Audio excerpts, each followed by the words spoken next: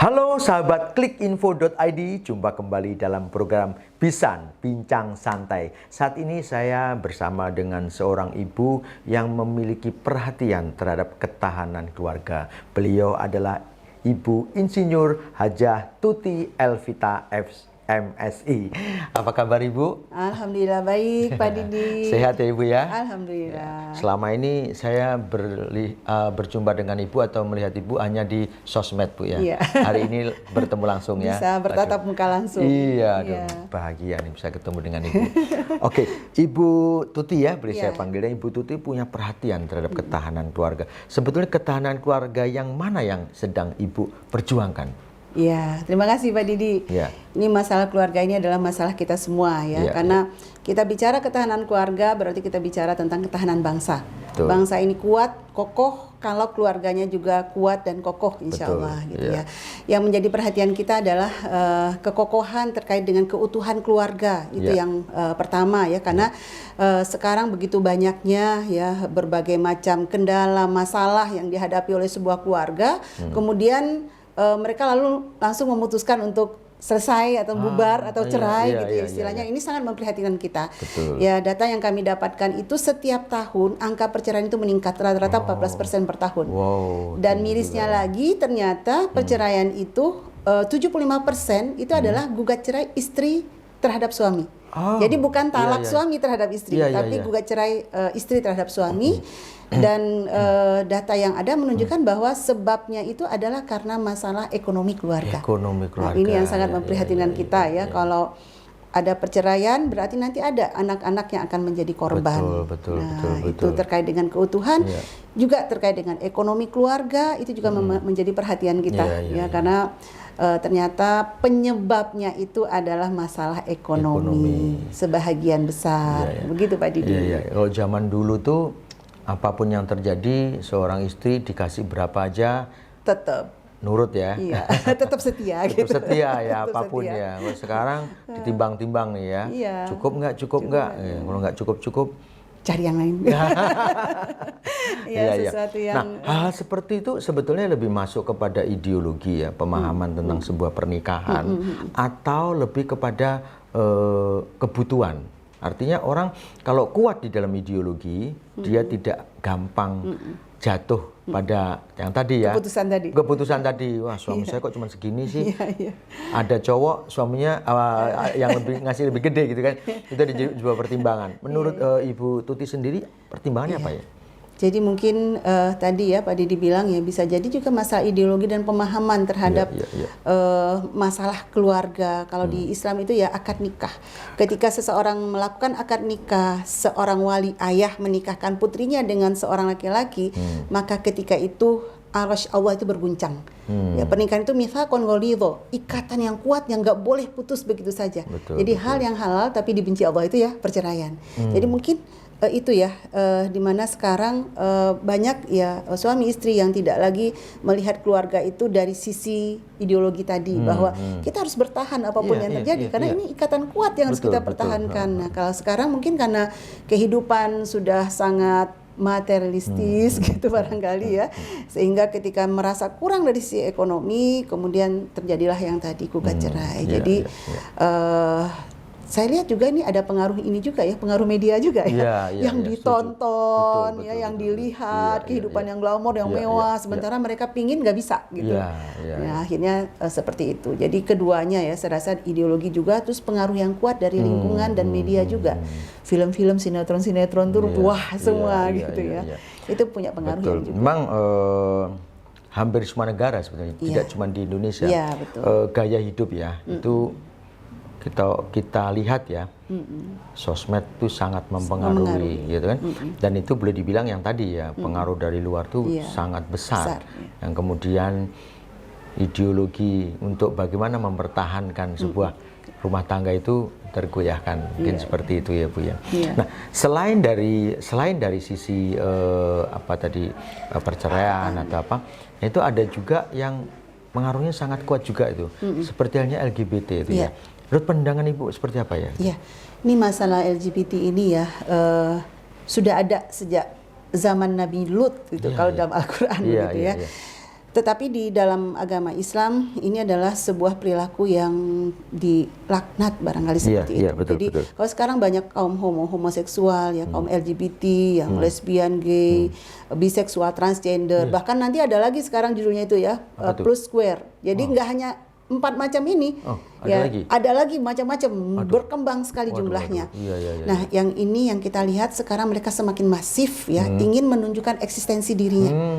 Ya, jadi kalau di beberapa negara sudah ada 33 negara yang melegalkan pernikahan sesama jenis. Wow, bahaya sekali itu. Dan di Indonesia pun sekarang mereka berusaha memasukkan ke regulasi terkait dengan pelegalan pernikahan sesama jenis yang saat ini masih bisa direm nih oleh teman-teman kita di parlemen. Nggak tahu nih kedepannya akan seperti apa. Tapi kalau sekarang masih bisa direm. Ya karena memang mereka berpendapat ini hak asasi manusia, hak mereka, privasi mereka yang negara tidak perlu campur tangan, orang lain tidak boleh campur tangannya. Tetapi secara moral, agama apapun, apalagi kita Indonesia ini ya, negara yang beragama, apapun agamanya, itu sebetulnya tidak ada yang membolehkan yang namanya LGBT. Karena dampaknya sangat berat. Bayangkan kalau laki-laki nikah sama laki-laki, perempuan sama perempuan, apakah akan punya keturunan? Bagaimana nasib bangsa ke depan? Di samping ternyata peningkatan penyandang atau penderita HIV/AIDS itu sekarang sebagian besar mereka adalah dari kalangan LGBT. Jadi penyebabnya itu yang paling banyak itu LSL, laki-laki suka dengan laki-laki. Jadi ketika mereka melakukan hubungan sesama jenis, maka mungkin di situ ada sodomi dan lain sebagainya. Ternyata itu yang menyebabkan meningkatnya kasus HIV/AIDS. Sebagian besar penyebabnya adalah LSL. Itu terkait dengan LGBT ya, di mana ternyata di situ Pak Didi ada peran di situ, peran dari pola pengasuhan di dalam keluarga.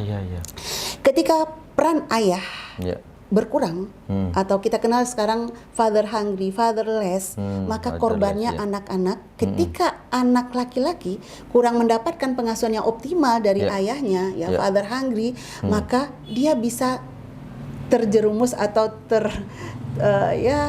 terkena tadi LGBT tadi. Kenapa? Sehari-hari dia mendapatkan sosok yang mendampingi, menemani, mengajarkan ibu yang lemah lembut, ibu yang selalu lebih banyak pakai perasaan. Dia tidak melihat sosok ayah yang tegas, yang berani, yang berwibawa gitu ya. Sehingga ini salah satu ya betapa kami sangat sekarang begitu mengajak para ayah, tugasnya nggak cuma cari uang Pak Didi, nggak cuma memberi nafkah buat keluarga. Tugas ayah itu ternyata adalah paling pertama mendidik anak. Betul.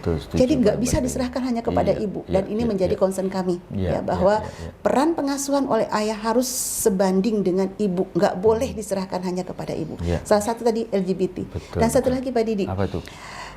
Kalau seorang anak perempuan kurang sosok ayah dalam pengasuhan, dia akan mudah terjerumpat kepada pergaulan bebas sampai melakukan hubungan di luar nikah. Karena apa? Jarang mendapatkan belayan, pelukan, kasih sayang, kehangatan dari ayahnya. Begitu di luar ketemu teman sekolah, ketemu teman nongkrong, ketemu teman kuliah yang memberikan kehangatan.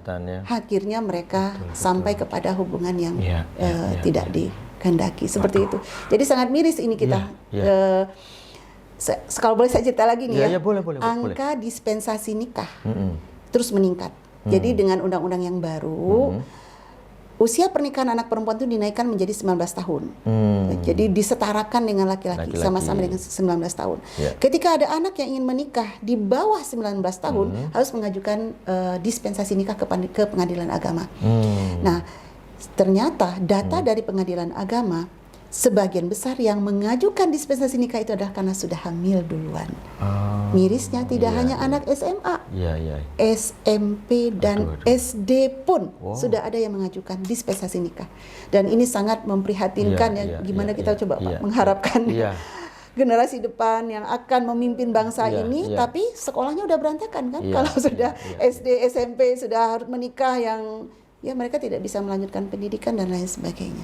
Itu keprihatinan kita. Kalau Ibu Tuti memandang bahwa ini kan harus diperkuat secara pendidikan baik pendidikan agama, budi pekerti, bagaimana mereka tuh memandang masa depan mereka.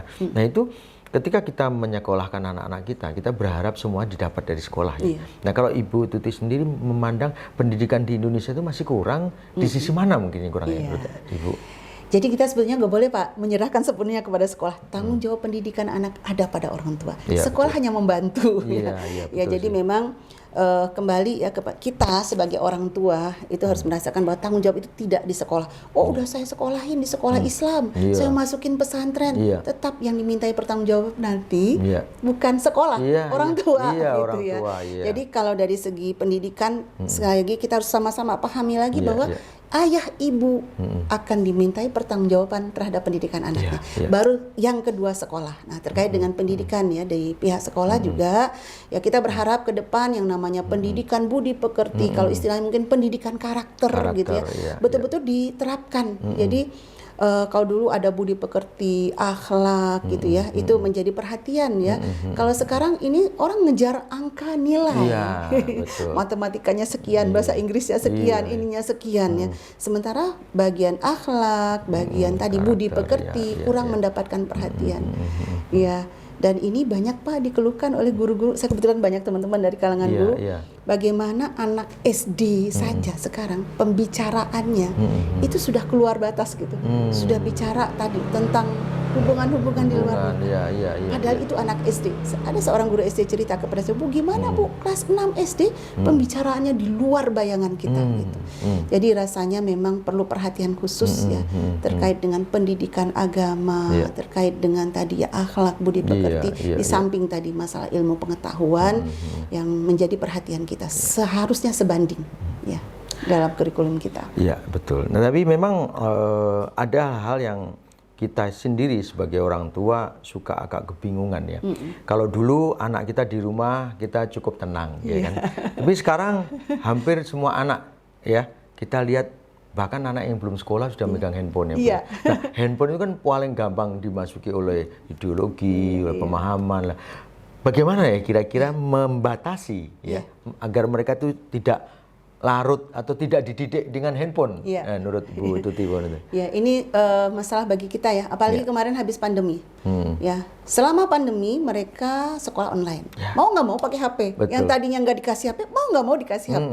Ternyata isi dari HP ini nggak semuanya positif ya. Ternyata banyak yang pornografi. Dan bagi anak-anak ini sesuatu yang penasaran. Begitu terlintas, diklik dibuka. Nah kita tahu kalau media ya semakin sering kita buka semakin sering dia muncul. Nah, Bapak kan orang media nih Pak Didi ya. Algoritma namanya. Iya algoritma. Ya jadi masalah media ini harus ada regulasi yang tegas mengatur. Betul. Masalah pornografi itu harus ada regulasi kebijakan dari negara untuk membatasi ya sehingga tidak bisa diakses dengan mudah gitu. Saya tahu beberapa negara membatasi itu sehingga tidak ada pornografi. Ya dan ini perlu regulasi dan kebijakan dari pemerintah. Kita orang tua kan nggak bisa nahan. Kita lihat anak di kamar ya kirain lagi belajar ternyata sibuk membuka yang tadi. Ya ini sangat memperhatikan kita ya. Jadi kita berharap ada regulasi yang membatasi ya masalah pornografi ini karena ini berbahaya sekali. Ya karena tadi yang saya cerita pergaulan bebas dan LGBT itu banyak didapatkan lewat medsos ya, didapatkan lewat media sosial. Jadi ternyata membangun ketahanan keluarga itu sangat-sangat penting ya Bu ya. Sangat penting karena sekali. itu pilar dari pilar ketahanan bangsa. Betul. Jadi kalau rumah tangganya pilarnya runtuh, negara bisa ikut runtuh. Gitu ya. Nah, banyak sekali sebetulnya yang kita mau obrolin ya ternyata Bu Tuti dan PR-nya luar biasa nih Bu nih. Anda sebagai pemerhati ya kan mesti punya beban yang lebih daripada mereka yang lain. Boleh disampaikan ke sahabat-sahabat kita di klik.info.id. Sebetulnya menjadi seorang ayah seperti apa sih? Menjadi seorang ibu seperti apa? Gitu ya. Silakan Bu. Ya, sahabat Klik Info, menjadi ayah dan ibu itu bukan suatu hal yang mudah. Sehingga kita terus belajar. Jadi jangan dikira sudah menikah selesai gitu ya. menjadi ayah dan menjadi ibu, istilah kita tuh parenting, Pak. Ya, ya. Pengasuhan ya dalam pendidikan anak itu harus terus berkembang karena zaman berkembang. Betul. Kita bisa dapatkan lewat banyak ya, nggak mesti sekolah kursus yang khusus gitu ya. Banyak kita bisa dapatkan dari media-media bagaimana parenting, pengasuhan anak di usia balita, pengasuhan anak di usia remaja, pengasuhan anak di usia menjelang dewasa, itu semua ada tahapannya dan kita harus terus belajar. Tidak ada kata berhenti. Dan parenting atau pengasuhan ini tidak hanya untuk ibu-ibu yang belajar, ayah pun harus selalu belajar. Saya sampaikan tadi di depan bahwa ternyata father hungry, fatherless itu ternyata berdampak kepada anak-anak kita, baik anak laki-laki maupun anak perempuan. Jadi harapannya, wahai para ayah dan ibu, mari kita terus belajar. Ya, karena tidak ada kata berhenti dalam belajar. Begitu Pak Didi. Luar biasa Ibu Tuti. Semoga pencerahannya ini membuat sahabat-sahabat kita klikinfo.id semakin mengerti ya Bu ya. Ayah tidak hanya cuma memberi uang, ya kan? Cari nafkah. Cari nafkah. Ibu juga tidak hanya melayani ayah, dan melayani anak juga lebih penting ya buat kedepannya. Alhamdulillah. Demikianlah sahabat klikinfo.id bincang-bincang saya dengan Insinyur Hajah Ibu Tuti Elvita, MSI. Saya percaya ini sangat membangun. Saya percaya bahwa ketika kita memiliki keluarga yang kuat, maka negara akan kuat dan anak-anak kita bisa menjadi pemimpin-pemimpin bangsa. Ya, gitu ya. Oke, sampai jumpa, sampai bertemu dengan Pisan bincang-bincang santai yang lain. Sampai ketemu.